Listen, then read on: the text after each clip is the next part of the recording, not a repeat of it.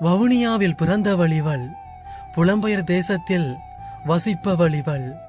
சிறுவயதில் இருந்து பல வழிகளை சந்தித்தாலும் வாழ்க்கை மாறிவிடும் என்று மனதார திருமணம் முடித்தாள். சொந்தங்களை பிரிந்து சுதந்திரமற்ற தனிமையின் பிடிக்குள் இப்போது தவிக்கிறாள்.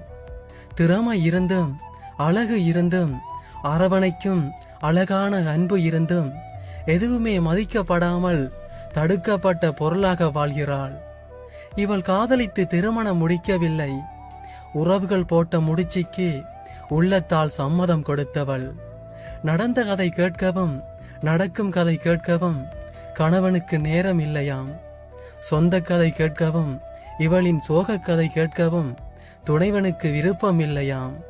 தொலைதூரமாய் இருந்து வந்தவளை கலங்கவிடக் கூடாது என்று அவருக்கு தெரியவில்லை என்கிறாள். இவளின் கையை